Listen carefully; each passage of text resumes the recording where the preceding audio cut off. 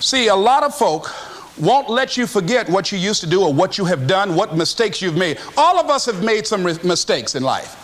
All of us have done some things that if we had them to do over again, we wouldn't do it again. There are a lot of things that if I had it to do over again, if I knew then what I know now, I would have done it differently. Well, it didn't happen that way. I didn't do it like that. Oh, you don't want me to live that down? How you want to keep on putting that in my face about what I did? Guess what?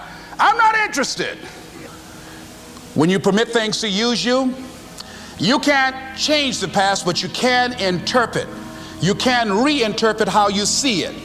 For years, I was going around with a heavy load on my shoulders, feeling bad because I was adopted, doing interviews for adoption agencies and foster homes. And I was on television once, and I told these people in this particular interview that I was giving away my twin brother and I when we were 6 weeks of age. A friend of mine fortunately was listening to the program, and she said, "Les, I'd like to have lunch with you." And so I went over to see her. She said, when a woman carries a baby for 9 months, feeling that life movement in her, it's automatic and natural for her to learn to love that baby, to expect it to come here when she bears the pain to bring it into the world. Your mother, Mamie Brown, when she came in to adopt you guys, she didn't go through that process. She looked at whoever your biological mother was and said, "I'll take him." You weren't given away less. You were chosen with love. Same event, but reinterpreted. An interpretation that empowers me. So when you begin to look at your past, give an interpretation that empowers you. That's where I used to be. That's not where I am now. I'm growing. In your mind right now, think about some particular event or act in your life that you feel very bad about, that you really regret that took place. If you had to do over again, you would do it differently. With that there, I want you to see yourself in your mind's eye and say to yourself, I love myself unconditionally, and I forgive myself. If I knew better, I would have done better. Let me tell you something about the mind, how it uses you. Tell you something super stupid that I used to do.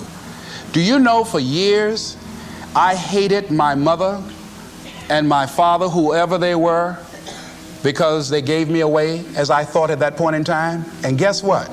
I didn't have any faces for the hatred because I never saw either one of them. And I said, I hate them for that. And then once I forgave them and said, it's okay.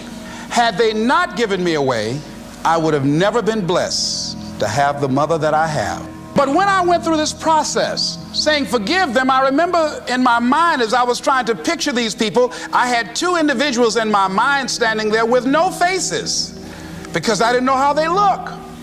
But I released that.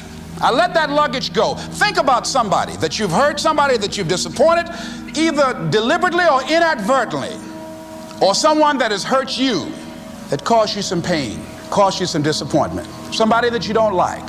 Deliberately or inadvertently, think about them. Somebody that you really, when you think about them, the room turns red, and say, I forgive you.